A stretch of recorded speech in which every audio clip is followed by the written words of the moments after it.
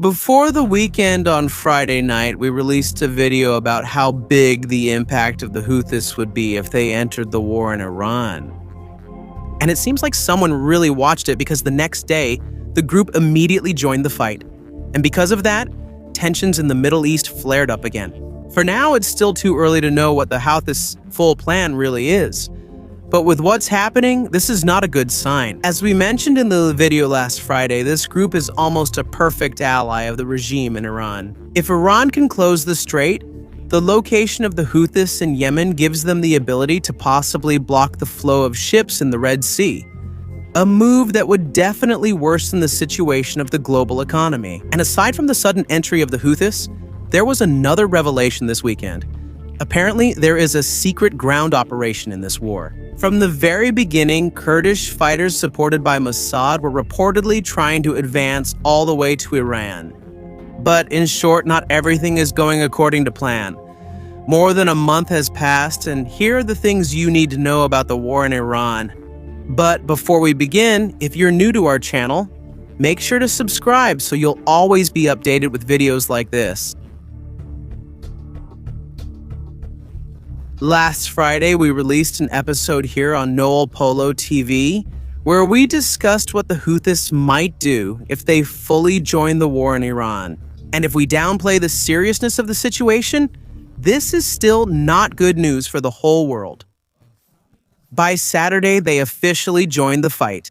They launched ballistic missiles that reportedly targeted sensitive military positions in southern Israel, which triggered sirens throughout Beersheba. Just a few hours later, this was followed by another wave of cruise missiles and drones, but all of these were intercepted and there were no reported casualties or damage on the Israeli side. The next day, Sunday, was quiet, with no new attacks or announcements from Houthi media. So the worst-case scenario we discussed in the previous episode was temporarily averted. But what almost everyone really fears is not the missiles themselves, but the Bab el-Mandeb Strait, and what will happen to the global oil supply if the Houthis decide to close it. For now, they haven't reached that point yet. A large number of oil tankers are still passing through the Red Sea every day, based on the situation as of Monday morning. The Red Sea is important to global trade even in normal times.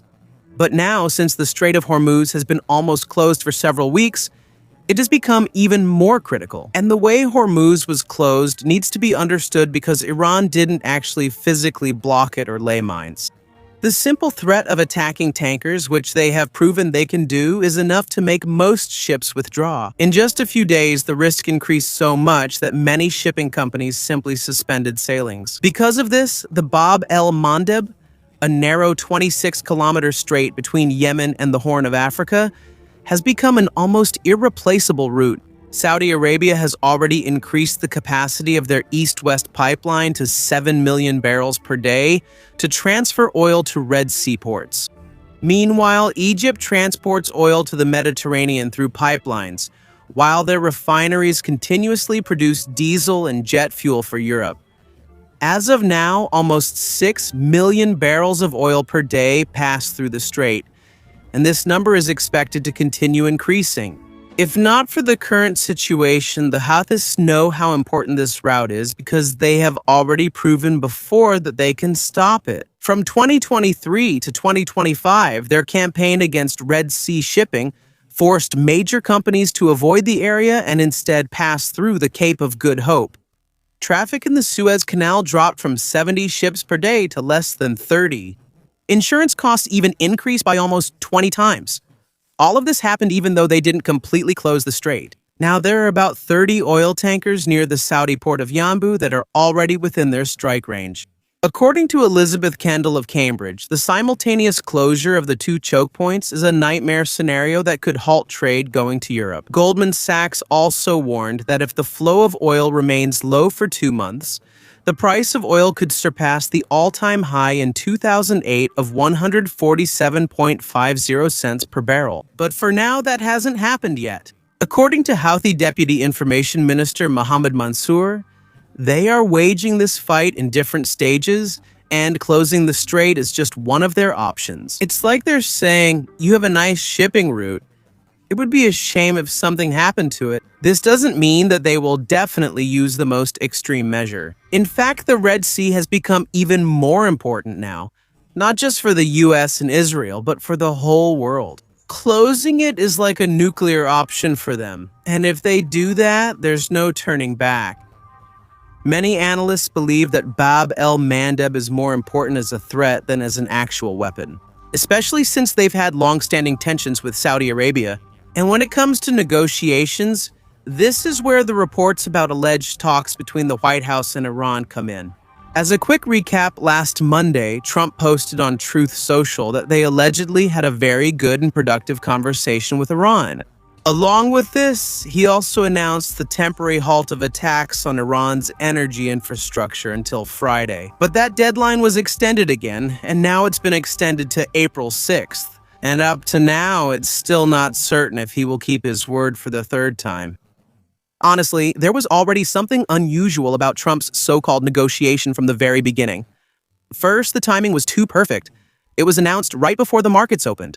Then the deadline was set right after the markets closed before the weekend. This so-called negotiation became even more suspicious because Iran kept denying that such negotiations were happening, from government officials like Foreign Minister Abbas Araghchi to the IRGC itself. But yesterday it seemed like everything became a bit clearer. U.S. Representative Jim Himes, the highest-ranking Democrat on the House Intelligence Committee, spoke on CBS Face the Nation and said it directly according to him. On Sunday, Trump realized that a financial disaster was about to hit the markets. That's why he just made that statement. Of course, we can't confirm this 100%. It's still possible that there are things happening behind the scenes that even members of Congress don't know about. And in fact, there are still indirect ways of communication. For example, Pakistan now appears to want to be a mediator after hosting talks with various countries this weekend. But even so, what Himes said is still noteworthy.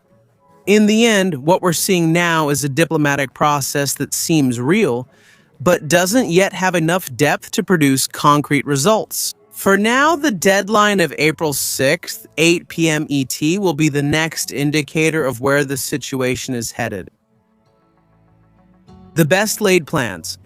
Before this war broke out, analysts were already hotly debating whether it was possible to bring down the Islamic Republic using only an air campaign.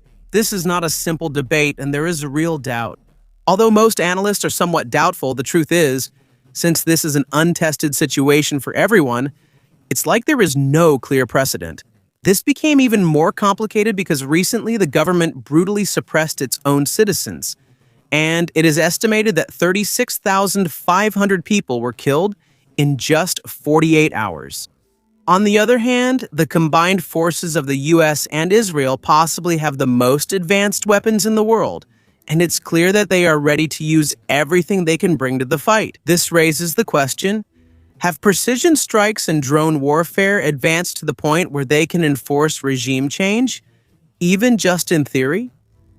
For argument's sake, changing a regime using only bombing from the air has almost never happened in history, because no matter how powerful the airstrikes are, their effect on the actual situation on the ground is still limited. From Trump's perspective, the previous forever wars in the Middle East were just a waste of time and lives because they deployed ground troops. He believes that he can come up with a more effective way that doesn't require boots on the ground.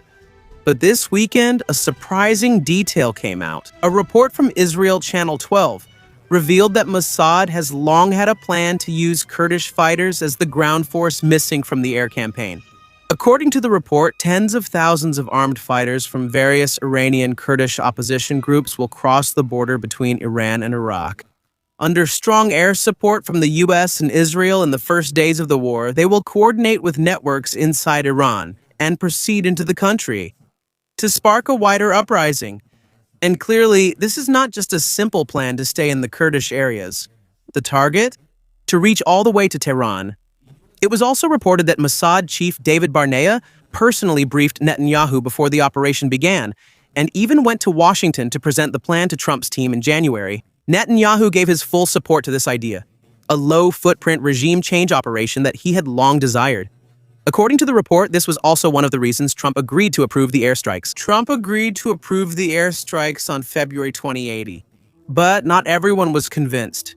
Israel's own military intelligence gave it a low chance of success, although they believed that the Kurdish fighters would do their part if it started.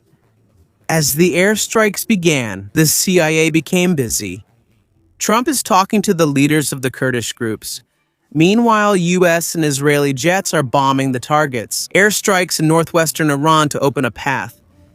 There are even reports that some fighters have already started limited operations at the border. But even so, the full-scale invasion never fully materialized. One of the main reasons is that the Kurdish factions were asking for guarantees that were not given.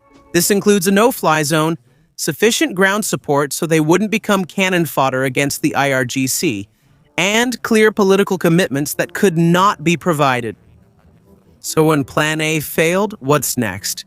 That's the million-dollar question. For now, it seems everything is back to the extended deadline of April 6, even though things remain unclear. But there's one big difference now. When that deadline comes, there will be a significant number of U.S. forces in the region. Around 200 Marines arrived last Friday. The 82nd Airborne Division is also on its way. And according to reports, the Pentagon is still considering sending an additional 10,000 troops. For context, this is still small compared to the nearly 250,000 soldiers used in the invasion of Iraq. But it's unclear if that will affect public opinion. For now, slightly more Americans have opposed the war from the beginning, but it's also not that big of an issue for most people. Less than 20% said they care about it a lot. According to a CNN survey, honestly, after many years of military operations, bombings in the Middle East are nothing new for many people. Meanwhile, the Republicans continue to show support. Over 80% are in favor of this. But it's a different story if this turns into a full-scale invasion. Remember, Trump ran for president with the promise of peace through strength and no new wars. It's one thing to carry out airstrikes, but it's a whole different level if it comes to sending ground troops, especially since he clearly promised before that this wouldn't happen. And because the midterm elections are approaching, this kind of move is a huge gamble. The wreckage. In the midst of all this, there's another quieter but more serious tension that erupted this weekend. The conflict within Iran itself. Masoud Pezeshkian, who has hardly been heard from since all this began, is reportedly strongly opposing the direction of the Islamic Revolutionary Guard Corps.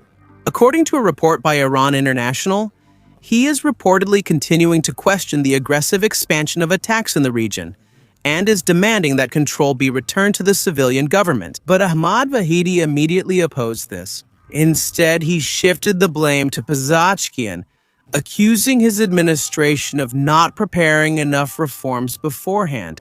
The war broke out, in other words.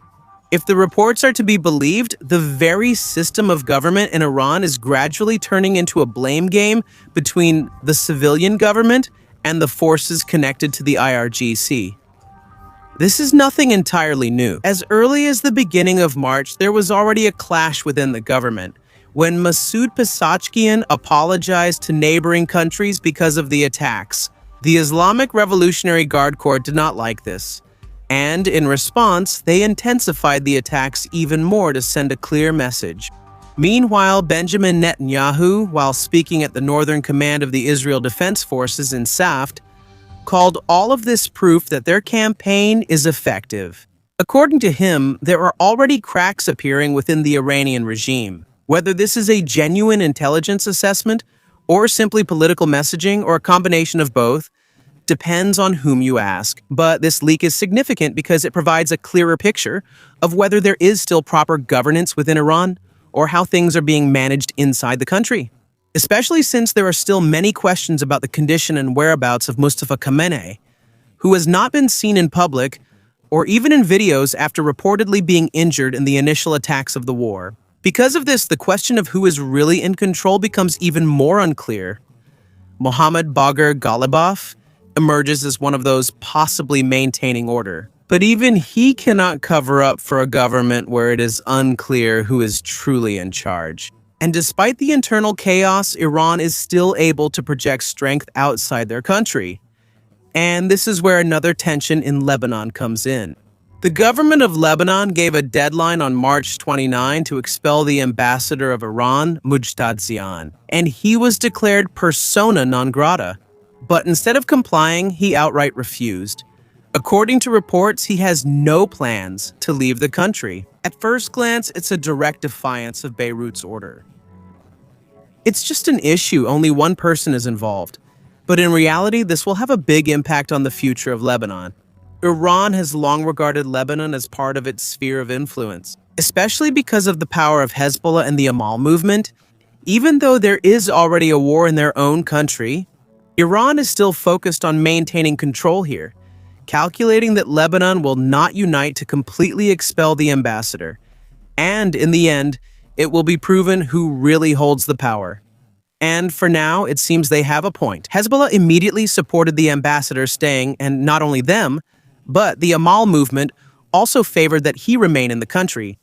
The allies boycotted the cabinet meeting where the expulsion of the ambassador was supposed to be discussed, a clear move to completely block the process. According to an Iranian diplomat who spoke with Agence France Presse, the ambassador will not leave Lebanon in accordance with the wishes of the Speaker of Parliament, Nabi Berri, and Hezbollah. And here the deeper problem can be seen. The gap between what the state implements on paper and what it can actually enforce in reality, that is the story of modern Lebanon in the simplest explanation. And this is even more disheartening, especially since there had already been good progress in the early part of March. To be clear, the Lebanese government lawfully carried out the expulsion. Abdallah Abu Habib deliberately avoided Berri to prevent any delays in the process. Under the Vienna Convention, the foreign minister has the authority to declare an ambassador persona non grata. No cabinet vote is required, no approval from parliament, and no permission from the speaker. But despite all that, the ambassador still remains in Lebanon. For now, only time will tell what the outcome will be. But if Lebanon wants to prove, as a sovereign nation, it's clear what the next step it needs to take. While all of this is happening in Beirut, the Israel Defense Forces are quietly moving in the south. Benjamin Netanyahu ordered the advance of the 146th Division to further deepen the buffer zone in southern Lebanon, closer to the Litani River. Not only that, they also expanded the evacuation zones north of the Litani, a move that has no precedent in history. Although this is not yet a full-scale invasion, it is a step in that direction. While the world's attention is focused on what is happening in the east, the situation in Lebanon could become one of the most important stages of this war. As always, we will continue to update you on the upcoming events. Until next time, thank you very much for watching.